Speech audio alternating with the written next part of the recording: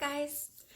So tonight I am going to be talking about something different, and I wanted to talk about the show Dead to Me. I adore this show, and I watched the first season exactly a year ago. And so, even though I haven't been watching a ton of TV lately, when I saw that it came out right before Mother's Day, I binged it in 2 days. And I really want to go into each episode. And so today we'll be talking about season 2, episode 1. And so there will be spoilers for this episode. We start off with Jen and Judy in the kitchen, and this is like immediately after the first season has ended. So they're in the kitchen, and Jen is obviously very stressed out because she has just murdered somebody. And even though Judy was an accomplice in helping to cover up her fiance's death, she's still playing the caretaker role and, very loving, very worried about how Jen's feeling, even though it was her ex-fiance. And she's asking her things and saying, like, you need to eat. And Jen is just not having it. She's like, just leave me alone. Do not baby me right now. And then we have the boys come into the kitchen and they're asking, why Judy's back. And, Jen's like, she's just here for her stuff. And, under her breath, she tells Judy, like, I burned all of your stuff. And I love the little things that she whispers under her breath. It's just so funny. She does the same thing when Charlie is about to go to school. And he's asking, like, Mom, can I practice driving? I have my permit, but I've barely gotten any drive time under me. And she's like, now is not a good time. Like, I just murdered somebody. And she is like, we're not doing that right now. We're not talking about it. Go to effing school and have a good day. And, she just hides the really mean stuff under her breath. And I love the way they do that. And Henry asks where, his bird is that Judy gave him last season that had the $500,000 check in it. And this flash comes over Jen's face, and then she just kind of tells him, go eat your breakfast. Like, we're not, no, you can't have your bird right now. Eat your breakfast. And when he asks, like, why is the pool cover up? And her and Judy look at each other, and when they lie together, they never say the same lie. And it just makes it that much more hilarious because, first it's like something died, something big died. And Judy says, oh, it was a squirrel. And Jen says, oh, it was a dog at the same time. And, oh, it was a spider dog. And it just, the way that they lie together is hilarious. And after the kids go to school, Jen is driving Judy to work. And, Judy kind of thinks that things are fine between them. She just helped cover up this murder. So they're friends, right? But Jen says, before we never talk again, we need to talk about this. And Judy gets this look on her face, like, what do you mean? Like, we're not going to be friends still? But she kind of lets it go. And so they talk about what happened and how they can never, ever talk about it and nobody can ever find out. And, Jen mentions how Judy tends to get a little bit confessy and how she needs to keep her mouth shut. And Judy explains to her, like, I couldn't keep it from you. I couldn't live with that. And keeping a secret like this takes a toll on you mentally, physically, emotionally. Like, it's hard. Like, this is not an easy thing to keep a secret.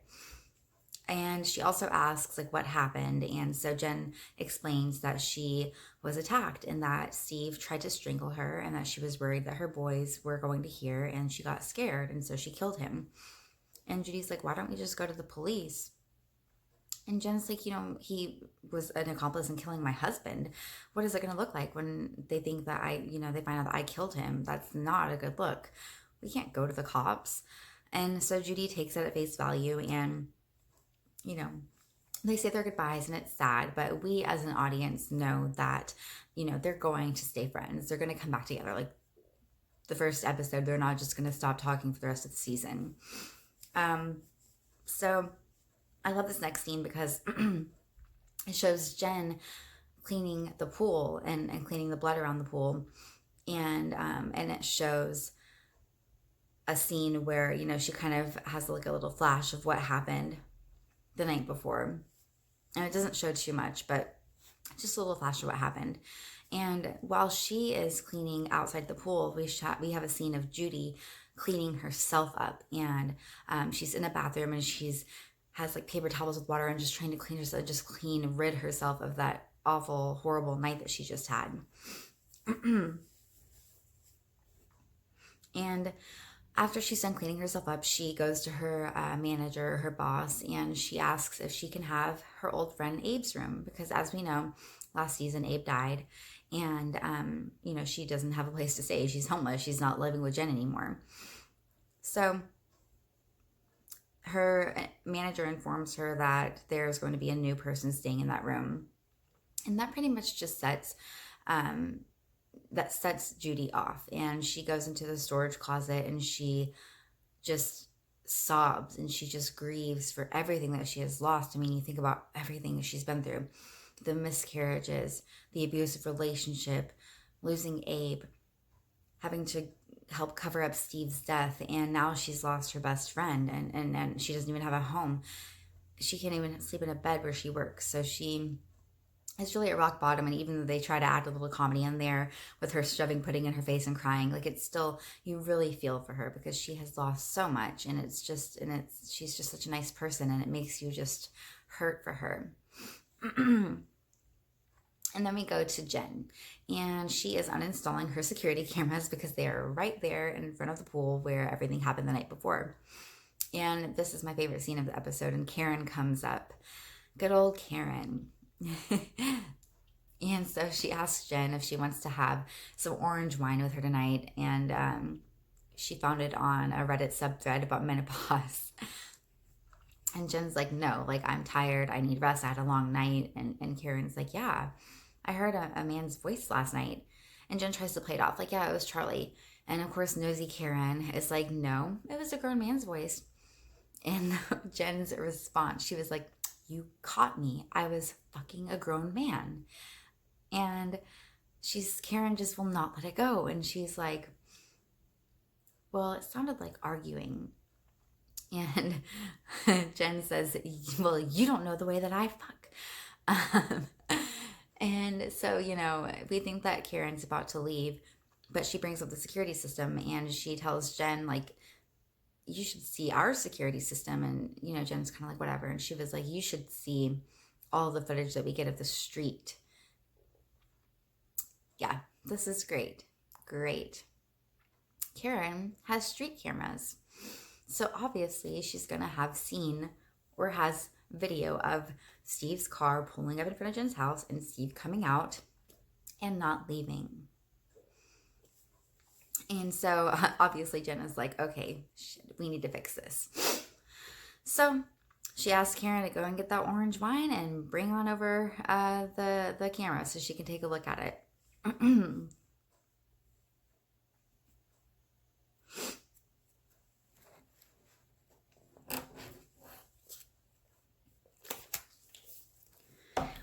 And now we go back to Judy, who is looking for something in Abe's room. She's looking under his mattress. You can tell she's trying to find something when we're introduced to Flo, who is the new resident, and Michelle, her daughter. And they kind of talk to her and, you know, ask what she's doing. And she just tries to play it off like, oh, I was straightening the place up. And she ends up leaving the room. And when we go back to Jen and Karen, they're drinking their orange wine, and Jen is looking at the video footage, and she sees Steve's car, Steve getting out, all of that. And so she's like, so yeah, how do you delete this? Like, how often do you delete it? Every night? And of course Karen doesn't delete it. She sends it, make sure that it goes to the cloud. So at this point, we know that Jen is royally screwed. I mean, not only does she have all of the stuff to worry about having murdered somebody, but now she has her nosy neighbor Karen having video footage going to the cloud of everything that happened on that street, basically showing that that's the last place that Steve has ever seen.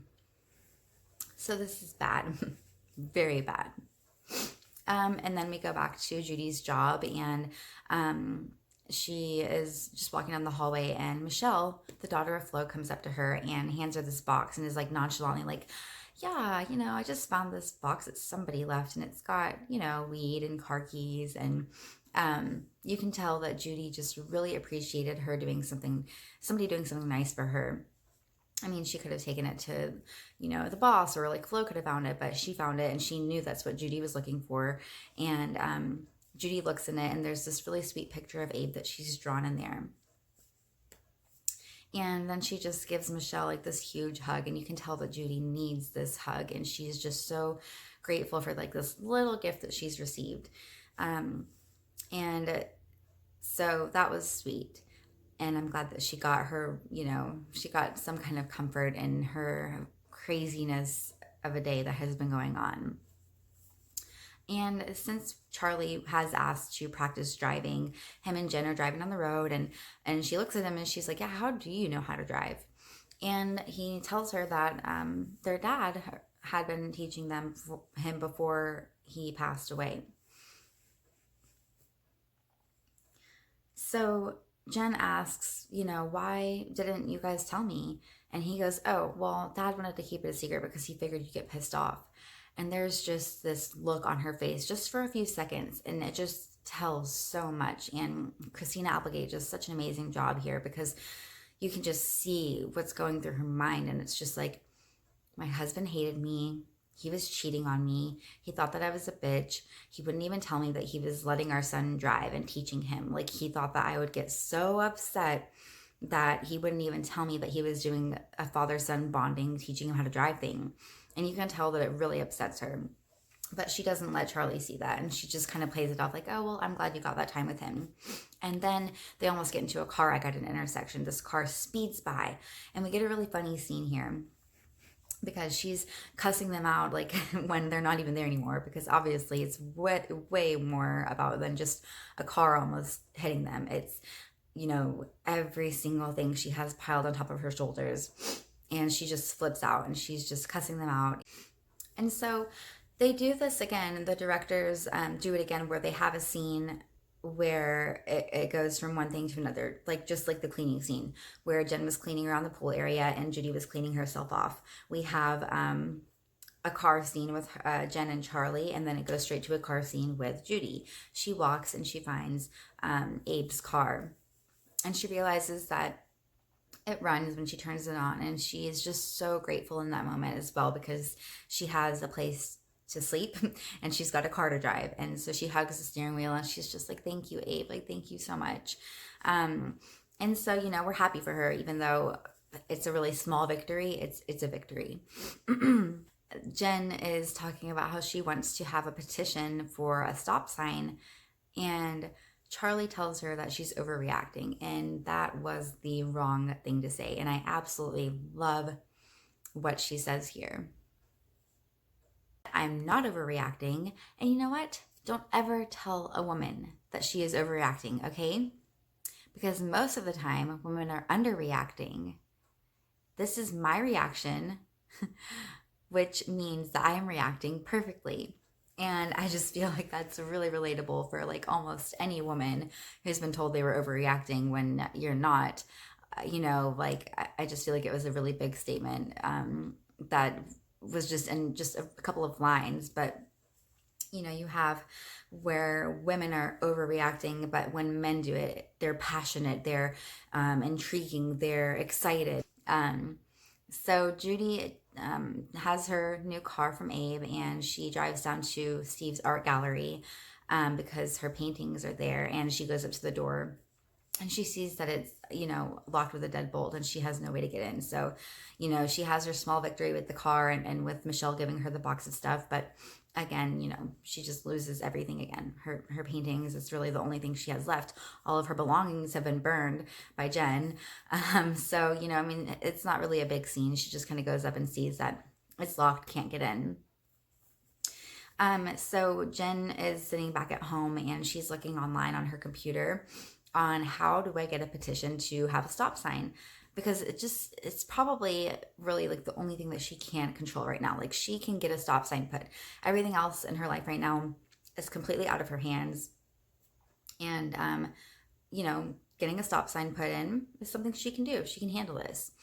But then she decides to look at her footage from the night before, and we see a little bit more of what happens. And so we see of when Steve came outside and they were by the pool, they're talking, they sit down in the pool chairs, they get up again, it gets heated, he gets in her face, she pulls the gun on him, puts it in, like on his forehead, or puts it up to him, and then stops, and then he starts to walk away. So we know that she didn't shoot him, which, Karen is so nosy. She didn't say anything about a gunshot, so I feel like that's kind of a given.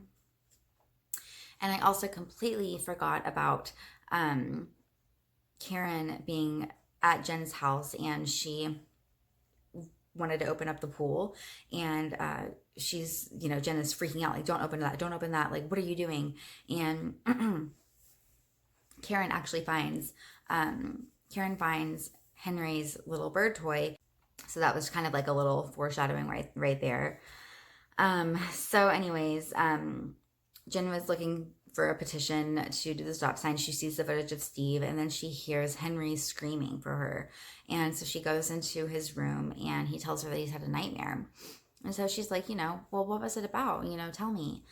And he tells her that he has a nightmare about him being in a room by himself and people were taking her away. Which is like, oh my God, this kid can see the future. What in the world? She's freaking the hell out because she's like, I'm going to go to jail. I'm going to go to jail. I'm going to go to jail. But as a mom, she keeps her cool, and she's just like, you're never going to be alone. You've always got your mama, which is just like, oh, it just like makes me want to cry. And that's exactly what she does. She goes to her room like any normal mom would do, or any person in the situation that has something to lose. And she bawls her eyes out. She's just sobbing on the bed. And then we see that she's holding a picture. And when it shows it, there's a little girl and a woman. And, I'm going to go ahead and assume that that's probably her mother. She finds Judy's bracelet. So then we cut to Judy, who was in Abe's car, and she's scrolling through Instagram and looking at pictures of her and Steve. And she gets a phone call from Jen, which was not the only phone call that she got in this episode. She kept getting phone calls from an unknown number, and it made me think, like, is Steve actually dead? Because, when Karen opened up the pool cover, there was no body there. There was no blood there. And then Judy's getting this unknown call. So who would be calling her from an unknown number? So that kind of makes you think throughout the episode. And I wish I would have mentioned that earlier. I just kind of slipped my mind. So anyways, Judy gets a call, and you think it's the unknown caller again, but it's actually Jen. And she's like, hey, you left your bracelet here. And Judy's like, well, you can just throw it away or burn it like the rest of my stuff. And Jen tells her, I thought that maybe you left the bracelet here on purpose, so that way you had a reason to come back. And Judy's like, well, did it work? Like, oh, it's just, you want them to be back together. And Jen hears Judy in the car, and she's like, what are you doing? It doesn't say, obviously. She's like, what are you doing in the car? So the next scene, we cut to them, and they're in bed together, and they're watching The Facts of Life. And it really brings back a reminder of season 1, after they've become friends and they're hanging out in the bed together. And, just when you find that best friend that you really need. So they're back together. But this time, it's not the same feeling as season 1. There's just a really dark cloud looming over that scene, because that things are not okay. That things are just getting started with this whole new storyline. How is this going to affect their friendship, with Jen having murdered Judy's husband? Like, yeah, maybe it's tit for tat because Judy killed Jen's husband, but they talk in bed and they hug it out, and Judy just starts bawling because she loved Steve. No matter how shitty of a person he was, she loved him, because she just has such a kind, giving heart. And you want to shake her and be like, why? Like, why are you even this upset about him dying? Like, he treated you horribly. But that's what it's like in an abusive relationship. And of course, with somebody like Judy, who has that much love to give, and losing somebody and also having to be a part in getting rid of him, that's got to be hard. And then you have Jen, who has everything to lose. Her kid's dad just died a year ago, and now she has, this murder charge hanging over her head that if anything were to happen and get caught, I mean, she would be taken to prison and her kids would be orphaned. So she's got this extreme amount of stress already on her, and she's already stressed. When we meet her in the first season, she's stressed, and that stress doesn't go anywhere because her life has just been crazy. And so, they have their moment in the bed where they talk and, they hug it out, and they're there for each other. And, just those are the thoughts that went through my head when I was watching it. It's just like, how is this going to affect their relationship? And then you can tell that Jen is about to tell Judy something, and you actually see what happened. And it was not self-defense. She did not kill Steve in self-defense. What happened was Steve was being an asshole like Steve does, and he got in her face and he pushed all of her right buttons, and her anger that was such a prominent theme in the first season bubbled to the top, and she lost her shit and she murdered him in a fit of rage. I mean, he said horrible things to her, and she smacked him upside the head with that bird and he fell in the pool, and that's what happened. And so you think that she's about to tell Judy, but she doesn't. And it's just, her anger is something that she really struggles with, as we saw last season. And it obviously is something that has not gone away. She hasn't worked on it. And this time she did something unforgivable and irreversible. It's not something that she can just apologize for. And it's not something she can even tell Judy, because how are you supposed to tell somebody you murdered them, their fiance, with no self-defense? It was just straight murder. It was a rage murder. And so you're just kind of like, damn, Jen, what have you done? Like, you messed up this time bad. And so we have them in the kitchen the next morning, and Charlie comes down and he mentions how a friend Parker is going to drive him to school. Almost immediately after Charlie leaves for school, the doorbell rings, and so they both go to answer it, and the looks on their faces, and you can just tell what is going on. They open the door and Steve is there. What in the world? So that's why this show is, you've got to go to the next episode and find out what happens, because hello. And, that's why I said all those things I mentioned earlier, like, the phone calls, the fact that he wasn't underneath the pool cover when Jen was like obviously freaking out a bit about it being opened. You didn't see his body anywhere. So what happens?